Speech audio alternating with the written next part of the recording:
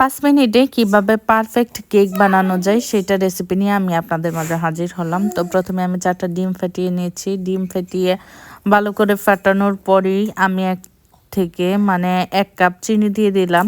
চিনি দিয়েও খুব ভালোভাবে এটা মিশিয়ে নিচ্ছি যাতে চিনিটা আস্ত না থাকে, যাতে গলে যায়। এটা কিন্তু বেশ অনেকক্ষণ যাবত করতে হবে। যদি আমার মতো এরকম হাতে করেন তাহলে 4-5 মিনিট লেগে যাবে চিনি গলতে বা ডিমটা ফাটাতে। তারপরে এখানে আমি 1 কাপ গুঁড়ো দুধ দিয়ে দিলাম। তারপরে 1 কাপ ময়দা দিলাম। এখানে আরও হাফ কাপের কম ময়দা দিয়ে দিলাম এবং 1 কাপ খাবার তেল মানে সয়াবিন তেল ইউজ করলাম। তো এটা করে খুব ভালো করে মিশাতে হবে ডোটা। আর এখানে আমি একটু পরিমাণ খাবার সোডা দিয়ে নিলাম।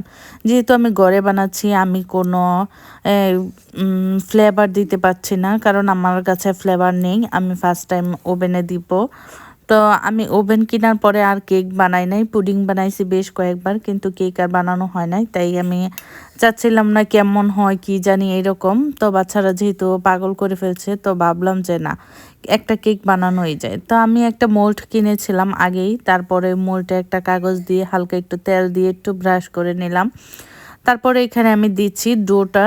আপনারা চাইলে এইখানে লিকুইড দুধও ব্যবহার করতে পারেন। তো আমার মতো ডোটা এতটুকু দিবেন না, আরও কম দিবেন ডোটা। পারফেক্ট ডো হলে কিন্তু এটা ফুলে অনেক হয়ে যায়, উঁচা হয়ে যায়, তখন নিচ দিয়ে আবার হতে চায় না। তা আমি ডোটা একটু বেশি দিয়ে ফেললাম।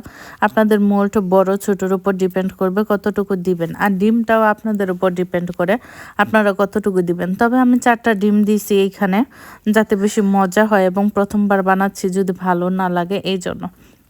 তো আমি ওভেনে দিয়ে কিন্তু 10 মিনিটের জন্য দিয়ে দিলাম। 10 মিনিট পরে 5 মিনিট পরেই কিন্তু আমার কেকটা ফুলে উঠেছে, মানে হয়ে গেছে, প্রায় কাছাকাছি হয়ে গেছে, নিচ দিয়ে একটু বাকি। Thank you.